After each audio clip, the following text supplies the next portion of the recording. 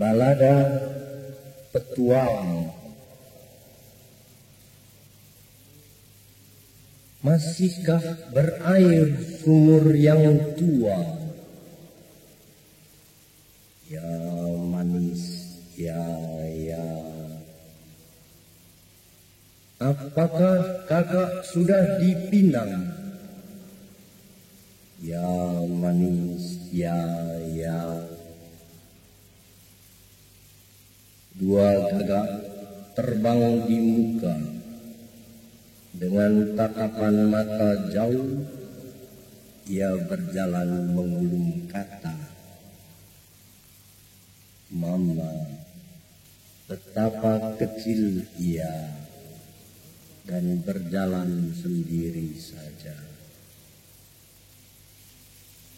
Mereka kata di rumah hitam semua. Ya manis, ya. Jalanan tanpa bebuah, tanpa pohonan. Ya manis, ya. Menapak, ya menapak, adalah rindu di tiap tindak. Karena 7 erat di peluknya, tiada ia pengen berpaling. Mama, betapa tegak ia. Buah asam gugur di jalan, ia pungut dengan tangan. Oi, betapa disuka kecutnya. Orang cerita 2 kubur di bukit. Ya manis, ya. Anak lelaki tak tinggal di rumah pusaka. Ya manis, ya. Karena akan diumpat detak jantungnya, tiada ia akan bisa balik. Lalu ia pun menadah nasibnya. Kampung tiada lagi berwarna yang dulu. Berkata para tetangga, anak lelaki yang baik itu, mengapa ia tiada balik juga? Balada lelaki yang luka. Lelaki yang luka, biarkan ia pergi, Mama. Akan disatukan dirinya dengan angin gunung. Sempoyongan tubuh kerbau menyobek perut sepi, dan wajah para bunda bagai bulan redup putih. Ajal, betapa pulas tidurnya di relung pengap dalam. Siapa akan diserunya? Siapa leluhurnya? Lelaki yang luka melekat di punggung kuda.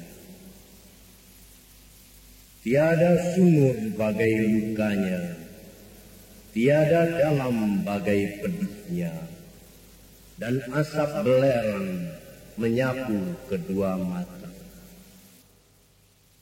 Betapa kan dikenalnya bulan, betapa kan bisa menyusu dari awan. Lelaki yang luka tiada tahu kata dan bunga. Pergilah lelaki yang luka tiada berarah, anak dari angin. Tiada tahu siapa dirinya, didaki segala gunung tua. Siapa kan beri akhir padanya? Menapak kaki-kaki kuda, menapak atas dada-dada bunda. Lelaki yang luka, biarkan ia pergi, mama. Meratap di tempat-tempat sepi dan di dada.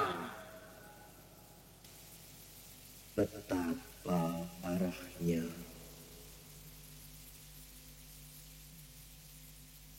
Balada terbunuhnya Atmokarpo. Dengan kuku-kuku besi kuda menebah perut bumi. Bulan berkhianat gosok-gosokkan tubuhnya di pucuk-pucuk padi. Mengepit kuat-kuat lutut penunggang perampok yang diburu. Durai bau keringat basah, jenawi pun telanjang. Segenap warga desa mengepung hutan itu. Dalam satu putaran pulang Atmokarpo mengukuki bulan betina dan nasibnya yang malang. Berpancaran bunga api, anak panah di bahu kiri. Satu demi satu yang maju tersadap darahnya. Penunggang baja dan kuda mengangkat kaki muka. Nyawamu barang pasar, hai orang-orang bebal. Tombakmu pucuk daun, dan matiku jauh orang papa. Majulah Joko Pandan, di mana ia? Majulah ia, karena padanya seorang ku kandung dosa. Anak panah 4 arah dan musuh 3 silang. Atmokarpo masih tegak, luka 7 liang. Joko Pandan, di mana ia? Hanya padanya seorang ku kandung dosa. Bedah perutnya, tapi masih setan dia. Menggertak kuda di tiap ayun menungging kepala.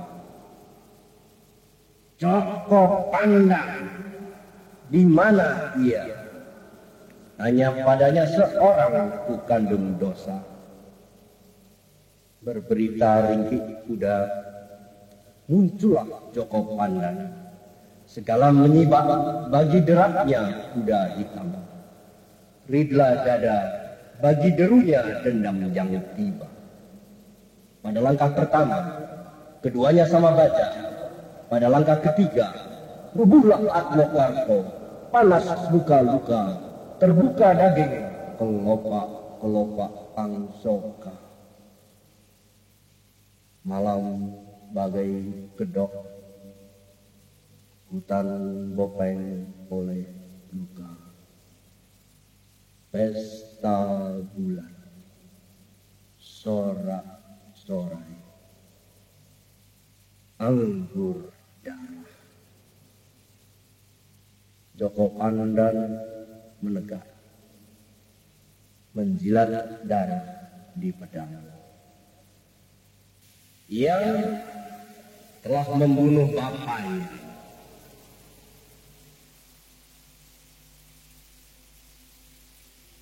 Gerilya. Tubuh biru, tatapan mata biru, lelaki terguling di jalan. Angin tergantung, terkecap pahitnya tembakau, bendungan keluh dan bencana. Tubuh biru, tatapan mata biru, lelaki terguling di jalan. Dengan 7 lubang pelor, diketuk gerbang langit, dan menyala mentari muda melepas kasumatnya. Gadis berjalan di subuh merah, dengan sayur mayur di punggung, melihatnya pertama. Ia beri jeritan manis dan buka daun wortel. Tubuh biru, tatapan mata biru, lelaki terguling di jalan. Orang-orang kampung mengenalnya, anak janda berambut ombak, ditimba air bergantang-gantang disiram atas tubuhnya. Tubuh biru, tatapan mata biru, lelaki terguling di jalan. Lewat gardu Belanda dengan berani, berlindung warna malam, sendiri masuk kota, ingin ikut kubur ibunya.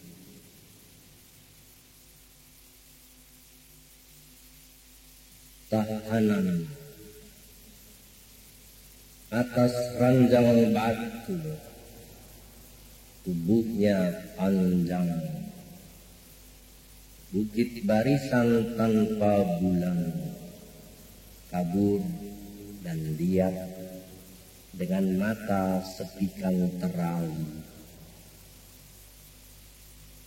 Di lorong-lorong jantung matanya, para pemuda bertangan merah, serdadu-serdadu Belanda rebah.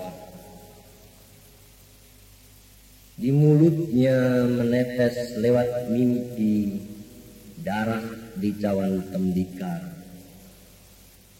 Dijelmakan satu senyum bara di perut gunung.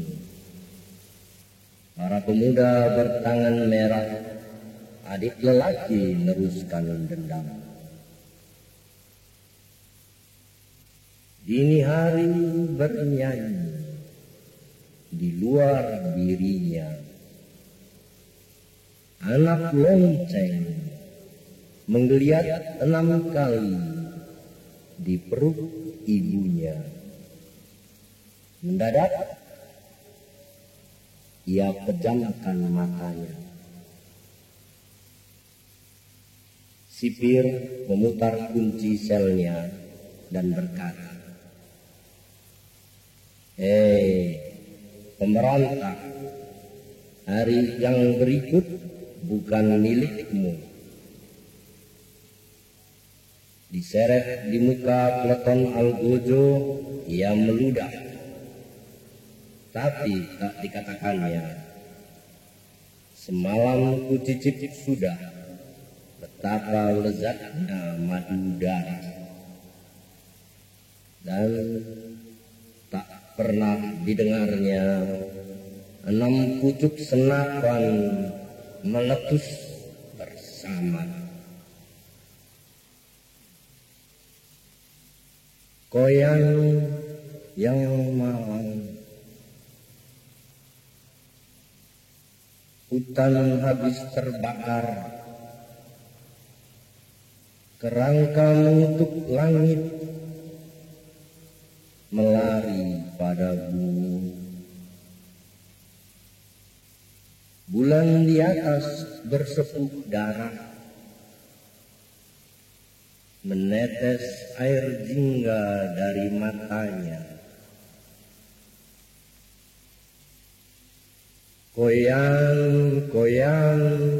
budak yang sakit, duka apa yang kau kandung?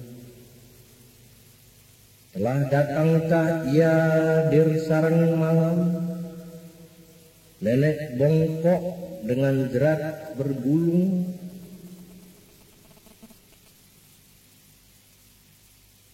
Tersebar bau tanah merah, dan datang nenek bongkok berkendara bola kabut. Koyan budak yang sakit, dendam apa yang kau kandung? Dicuri jantung timahnya, dirampas bunga matanya, dan ia tak boleh bicara. Koyan, bulan di atas bersepuk darah, Menetes air jingga dari matanya, dan kini ku tahu di usus perutnya adalah kamu.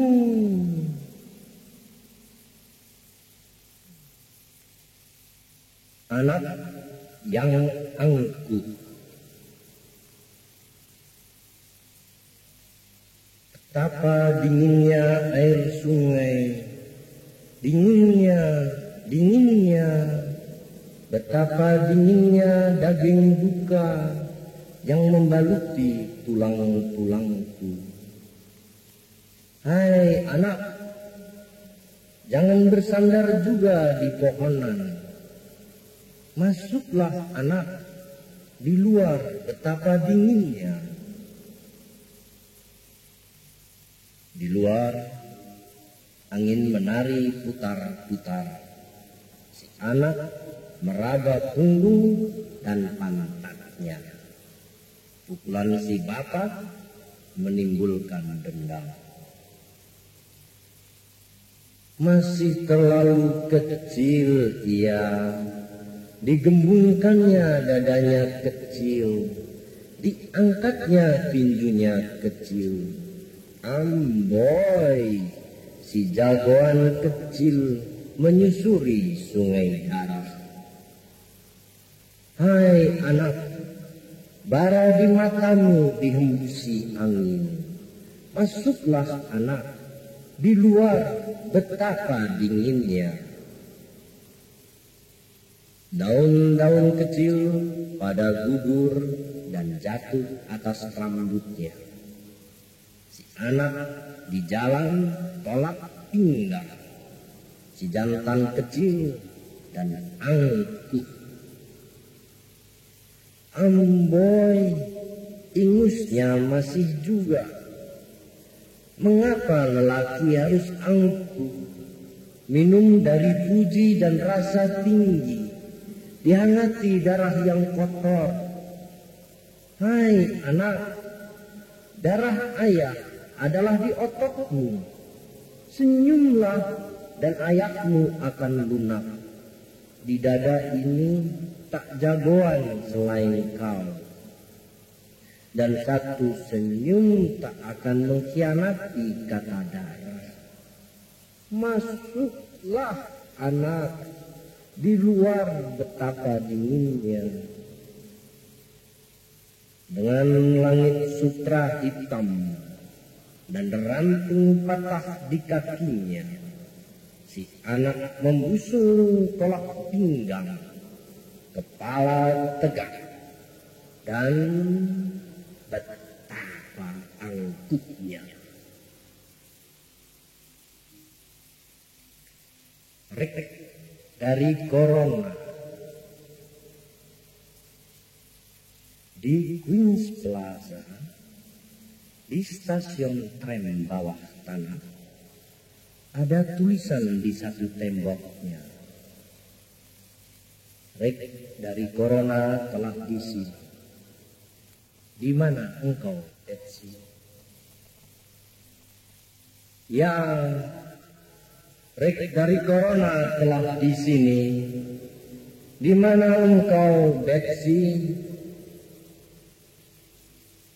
Akulah Betsy, ini aku di sini. Betsy Wong dari Jamaika, kakek buyutku dari Hong Kong, suamiku penjaga elevator Pedro Gonzales dari Puerto Rico, suka mabuk dan suka berdusta. Kalau ingin ketemu, telepon saja aku. Pagi hari aku kerja di pabrik roti. Selasa dan Kamis sore aku miliknya Mickey Ragolski, si kakek Polandia yang membayar sewa kamarku. Cobalah telepon hari Rabu. Jangan khawatirkan suamiku, ia akan pura-pura tak tahu. Oh iya, sebelum lupa, $20 ongkosnya. Betsiku bersih dan putih sekali, lunak dan halus bagaikan karet busa. Rambutnya mewah tergerai, bagai berkas benang-benang rayon warna emas. Dan kakinya sempurna, singkat dan licin bagaikan ikan salmon. Rek dari corona di perut kota New York, memandang kanan kiri sambil minum jeruk soda. Betsy, di mana engkau, Betsy? Ini Betsy Hudson di sini. Aku merindukan alam hijau, tapi benci agraria. Aku percaya pada dongeng aneka ragam. Aku percaya pada benua Atlantis. Dan juga percaya bahwa hidup di bulan lebih baik dari hidup di bumi. Pada politik aku tak percaya. Namaku Betsy memang, tapi kita tak mungkin ketemu. Siang hari aku kerja jadi akuntan. Malam hari aku suka nulis buku harian. Untuk merias diri, memelihara rambut dan kuku telah pula memakan waktu. Namaku Betsy, cantik. Aku suka telanjang di depan kaca. Aku benci lelaki. Dengan mobil sport dari Inggris, Rick dari Corona mengitari kota New York, berkacamata hitam sekali. Melanggar aturan lalu lintas, ia di-stop polisi sambil masih mimpi siang hari. Betsy gemerlapan bagai lampu-lampu Broadway. Betsy terbang dengan indah. Bau minyak wanginya menidurkan New York. Dan selalu sesudah itu, aku diselimutinya dengan selimut katun yang ditenunnya sendiri. Betsy, di mana engkau, Betsy? Di sini, bodoh. Kau selalu tak mendengarkan aku, Ricky. Kau selalu menceritakan kekusutan. Sepatu tak pernah kau letakkan pada raknya. Selalu kau pakai dasi yang kacau warnanya. Berapa kali pula kau kuperingatkan, kalau tidur jangan mendengkur. Itu barbar. Dan Ricky, kau harus belajar makan sup yang lebih sopan. New York mengangkat, keras dan angkuh, semen dan baja, dingin dan teduh. Adapun di tengah-tengah cahaya lampu gemerlapan, terdengar musik gelisah yang tentu saja tidak berarti apa-apa. Rek dari Corona telah di sini. Betsy, engkau di mana? Riki sayang, aku di sini. Engkau hitam, engkau bukan Betsy, engkau macan negro dari Harlem. Pegang pinggulku, rasakan betapa lunak dan peluknya. Namaku Betsy, Gadisku selalu menjawab dengan sabar segala pertanyaanku yang bodoh dan sangsi. Aku Betsy karena aku negro. Karena aku negro, aku adalah tanggung jawabmu. Ya, namaku Betsy.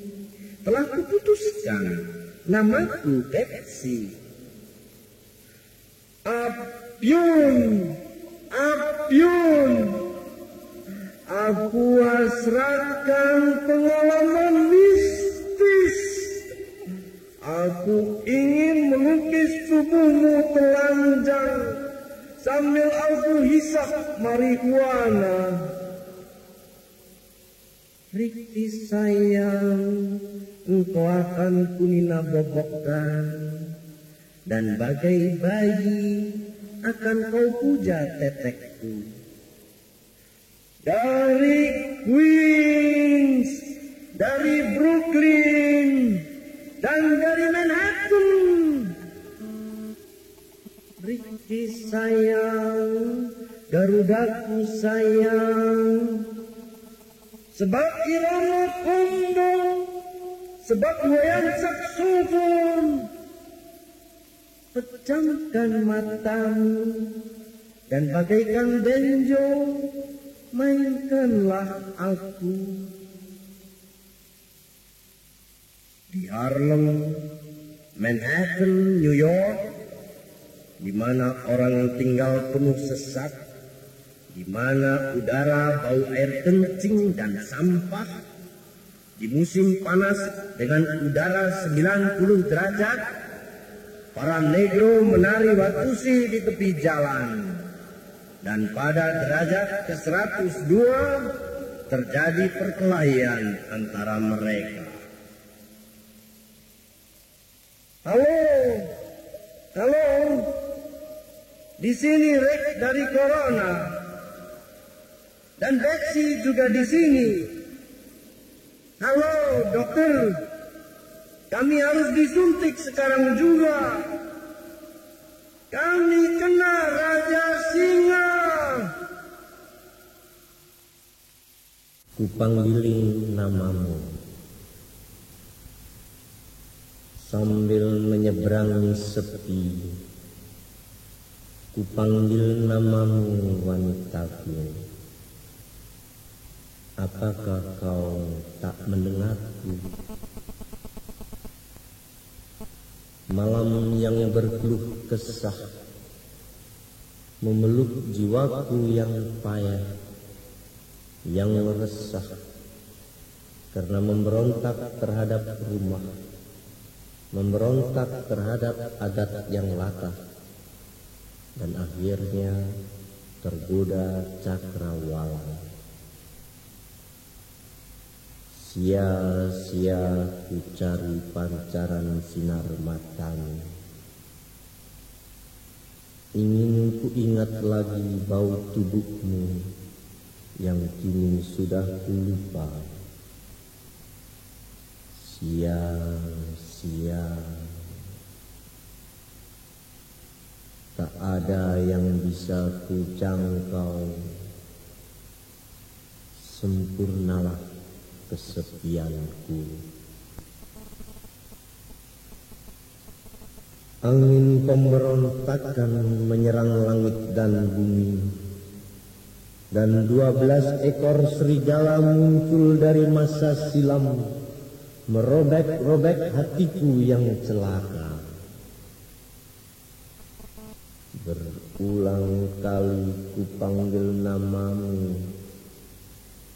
Di manakah engkau wanitaku?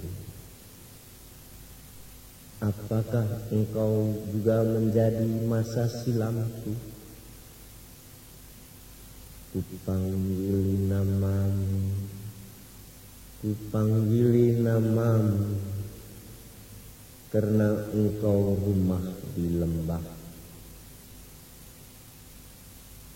Dan Tuhan adalah seniman tak terduga yang selalu sebagai sedia kala hanya memperdulikan hal yang besar saja. 1000 jari dari masa silam menuding kepadaku, tidak, aku tidak bisa kembali. Sambil terus memanggil namamu, amarah pemberontakanku yang suci bangkit dengan perkasa malam ini dan menghamburkan diri ke cakrawala yang sebagai gadis telanjang membukakan diri padaku, penuh dan perawan.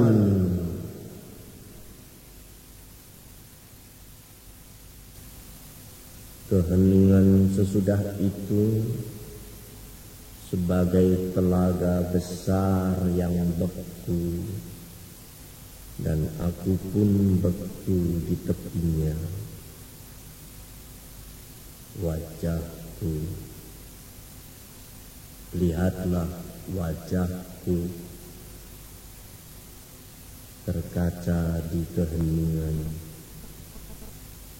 berdarah dan luka-luka dicakar masa silamku.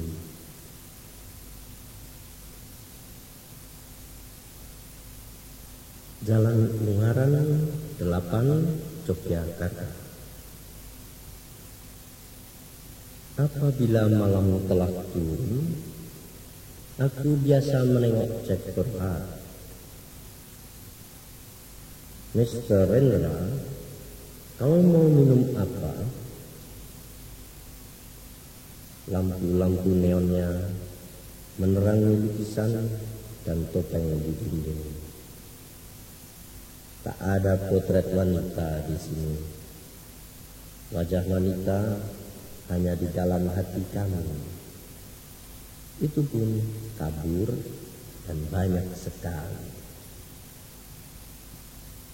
Dengan tenang kami akan minum bir dengan kacang goreng yang gurih di dalam mangkuk perak di atas meja pualam. Semua terasa tentram waktu Jack memutar muka pelan-pelan, serta sebuah jendela yang rendah dan lebar terbuka membawa kami bersatu dengan pohon-pohon yang gelap di kebun di samping rumahnya. Kemudian saya akan membuka sepatu serta menjulurkan kaki di atas sofa. Permadani di lantai penuh gambar bunga-bunga. Jack Burkhardt memeluk bantal di pangkuannya. Ia bacakan sebuah surat dari Washington dari bundanya. Lalu kami akan saling bercerita tentang masa silam dan negeri-negeri yang menjauh, tentang semua yang berharga untuk dikenangkan, semua yang indah bagi kehidupan. Bagai air yang segar untuk akar yang tua, segelas bir untuk otot yang lelah oleh kerja. Ia akan minta saya bercerita tentang kota kelahiran bunda serta adik-adik saya. Kapan jadinya kita kawin? Saya bertanya. Kami berdua akan terbahak tertawa. Mungkinkah kami ini kanak-kanak yang abadi? Gelas demi gelas kami tempuk dengan gembira. Omongan dan gurauan membenturi patung-patung dari Bali. Segalanya sangat berarti, meskipun tanpa makna.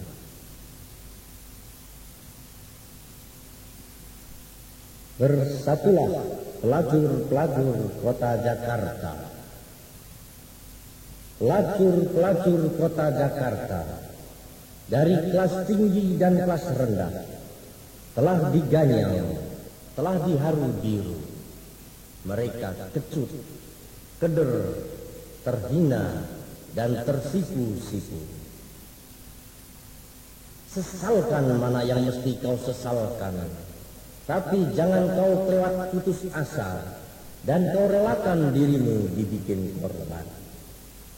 Wahai pelacur-pelacur kota Jakarta, sekarang bangkitlah, sanggul kembali rambutmu, karena setelah menyesal, datanglah kini giliranmu, bukan untuk membela diri melulu, tetapi untuk lancarkan serangan.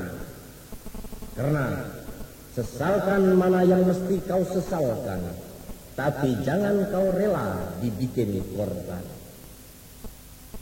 Sarinah, katakan kepada mereka, bagaimana kau dipanggil ke kantor menteri, bagaimana ia bicara panjang lebar kepadamu tentang perjuangan nusa bangsa, dan tiba-tiba tanpa ujung pangkal ia sebut kau inspirasi revolusi sambil ia buka hutangmu. Dan kau Dasima, kabarkan kepada rakyat bagaimana para pemimpin revolusi secara bergiliran memelukmu, bicara tentang kemakmuran rakyat dan api revolusi, sambil celananya basah dan tubuhnya lemes, terkapai di sampingmu, ototnya keburu tak berdaya. Politisi dan pegawai tinggi adalah caluk yang rapi. Kongres-kongres dan konferensi tak pernah berjalan tanpa kalian. Kalian tak pernah bisa bilang tidak, lantaran kelaparan yang menakutkan, kemiskinan yang mengekang, dan telah lama sia-sia cari kerja. Ijazah sekolah tanpa guna. Para kepala jawatan akan membuka kesempatan kalau kau membuka paha. Sedang di luar pemerintahan, perusahaan-perusahaan macet, lapangan kerja tak ada. Revolusi para pemimpin adalah revolusi dewa-dewa. Mereka berjuang untuk sorga dan tidak untuk bumi. Revolusi dewa-dewa tak pernah menghasilkan lebih banyak lapangan kerja bagi rakyatnya. Kalian adalah sebagian kaum penganggur yang mereka ciptakan. Namun, sesalkan mana yang mesti kau sesalkan, tapi jangan kau kelewat putus asa dan kau rela dibikin korban. Pelacur-pelacur kota Jakarta, berhentilah tersipu-sipu. Ketika ku baca di koran bagaimana badut-badut mengganyang kalian, menuduh kalian sumber bencana negara, aku jadi murka. Kalian adalah temanku. Ini tak bisa dibiarkan. Astaga, mulut-mulut badut, mulut-mulut yang latah, bahkan seks mereka perpolitikkan. Saudari-saudariku, membubarkan kalian tidak semudah membubarkan partai politik. Mereka harus beri kalian kerja, mereka harus pulihkan derajat kalian, mereka harus ikut memikul kesalahan. Saudari-saudariku, bersatulah, ambillah galah. kibarkan kutang-kutangmu di ujungnya, araklah keliling kota sebagai panji-panji yang telah mereka nodai. Kinilah giliranmu menuntut. Katakanlah kepada mereka, menganjurkan mengganyang pelacuran tanpa menganjurkan mengawini para bekas pelacur adalah omong kosong. Pelacur-pelacur kota Jakarta, saudari-saudariku, jangan melulu keder pada lelaki. Dengan mudah kalian bisa telanjangi kaum palsu. Naikkan tarifmu 2 kali dan mereka akan kelabakan. Mogoklah 1 bulan dan mereka akan puyeng. Lalu mereka akan berzina dengan istri saudaranya. Doa orang lapar. Kelaparan adalah burung gagak yang licik dan hitam. Jutaan burung-burung gagak bagai awan yang hitam. Oh Allah, burung gagak menakutkan, dan kelaparan adalah burung gagak selalu menakutkan. Kelaparan adalah pemberontakan, adalah penggerak gaib dari pisau-pisau pembunuhan yang diayunkan oleh tangan-tangan orang miskin. Kelaparan adalah batu-batu karang di bawah wajah laut yang tidur. Adalah mata air penipuan, adalah pengkhianat kehormatan. Seorang pemuda yang gagah akan menangis terseduh melihat bagaimana tangannya sendiri meletakkan kehormatannya di tanah karena kelaparan. Kelaparan adalah iblis. Kelaparan adalah iblis yang menawarkan kediktatoran. Oh Allah, kelaparan adalah tangan-tangan hitam yang memasukkan segenggam tawas ke dalam perut para miskin.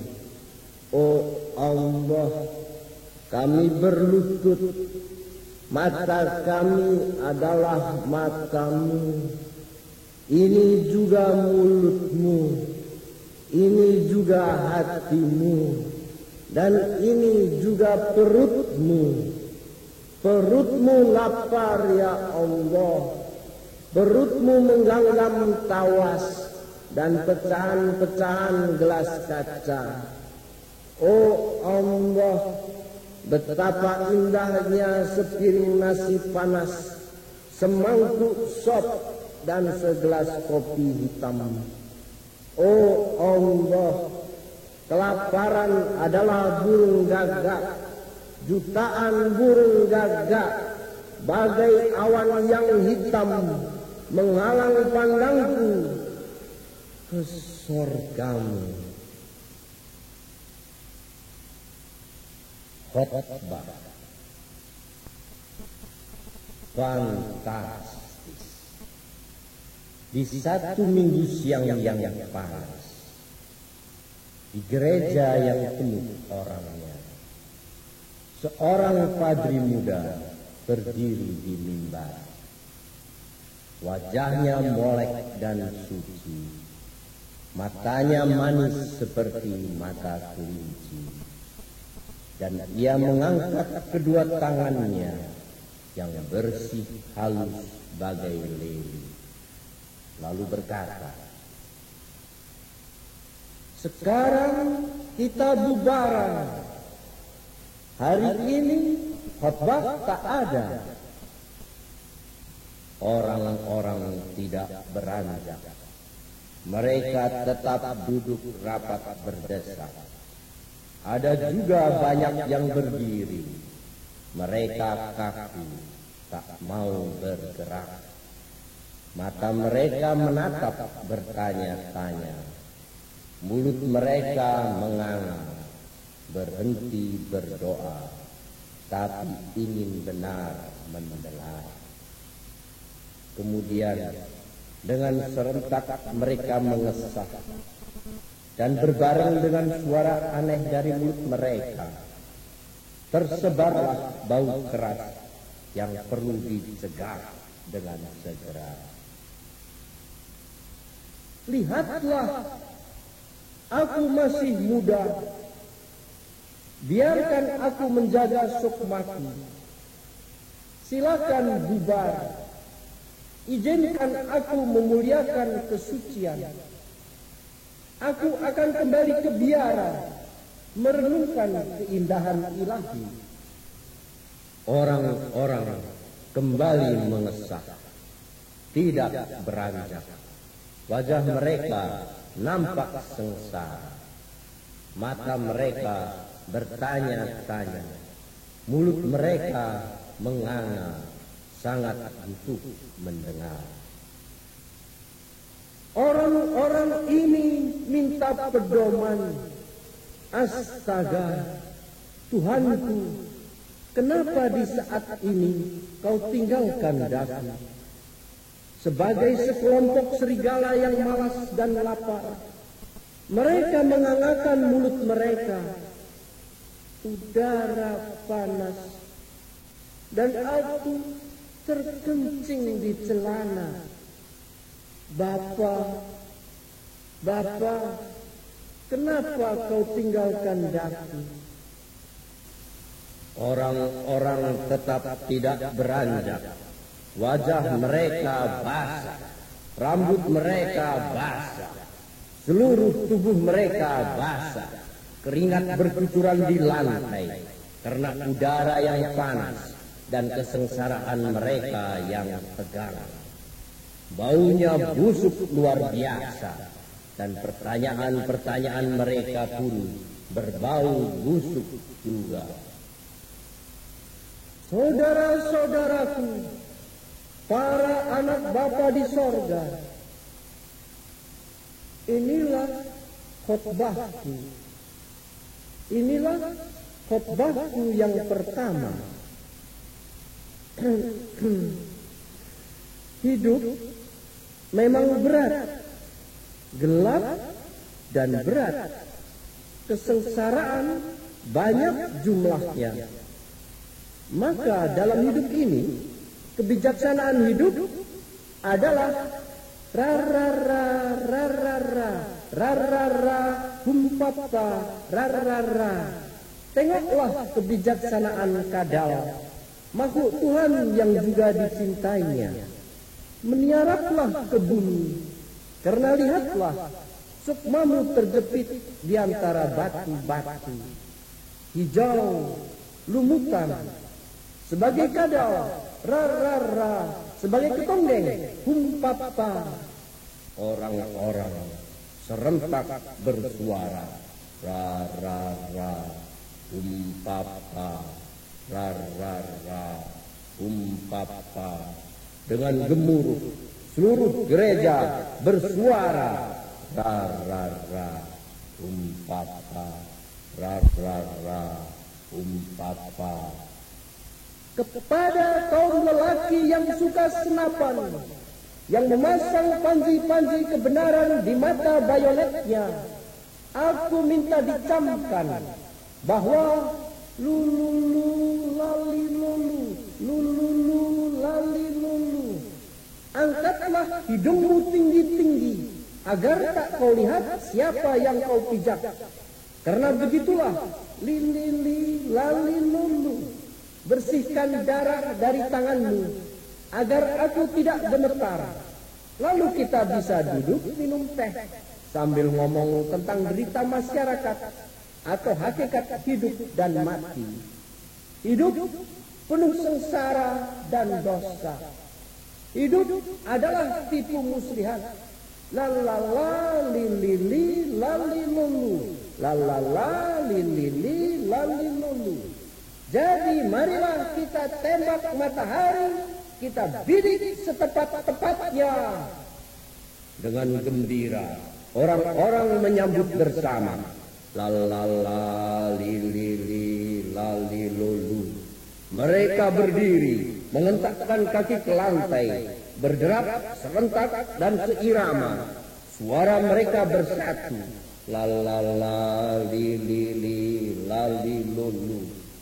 Hanyut dalam persatuan yang kuat, hanyut dalam persatuan yang kuat. Mereka berteriak bersama, persis dan seirama. La la la li li li la li lulu, la la la li li li la li lulu. Maka kini kita telah hidup kembali. Darah telah mengalir dengan derasnya.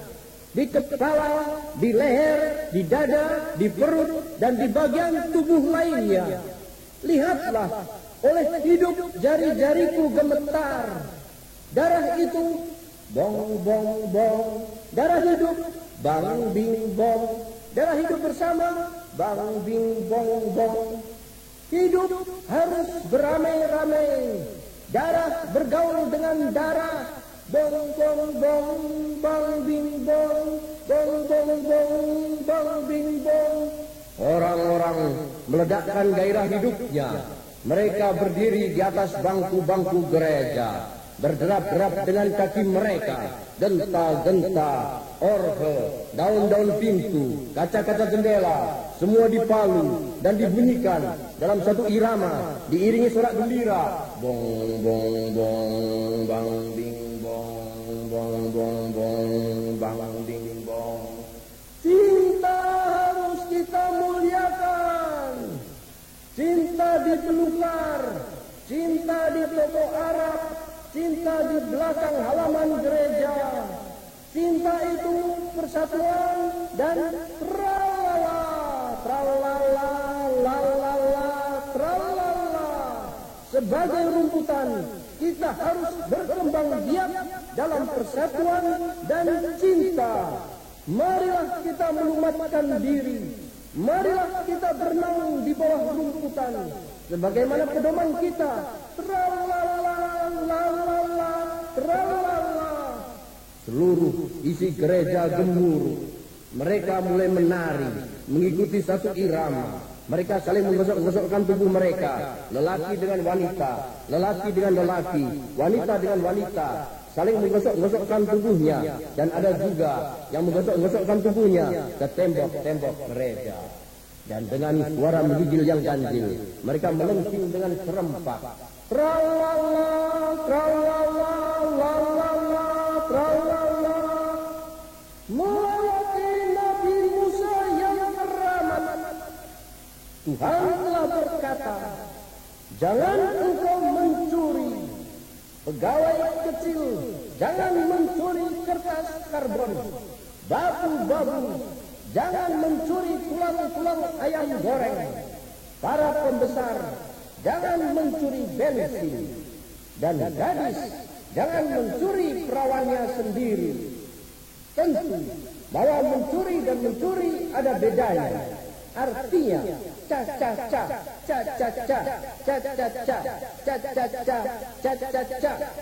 semua barang dari Tuhan harus dibagi bersama. Semua milik semua. Semua untuk semua.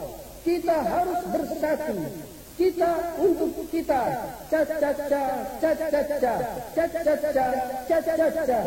Inilah pedomannya. Sebagai binatang orang-orang bersorak. Hurra!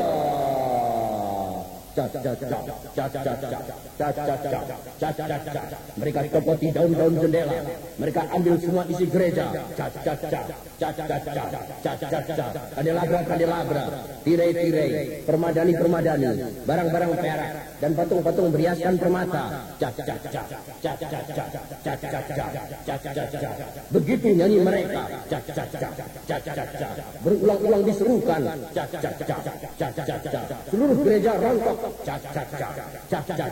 Binatang-binatang yang basah berkeringat dan deras napasnya berlarian kian kemari. Lalu tiba-tiba terdengar lenting jerit perempuan tua. Aku lapar,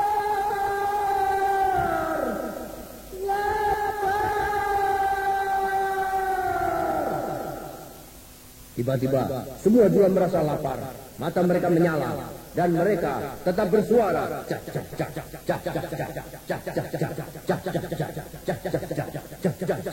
Sebab sudah mulai lapar, marilah kita bubaran. Ayo bubar, semua berhenti. Kata mereka dan mata mereka menyala. Kita bubar. Upacara dan khotbah telah selesai.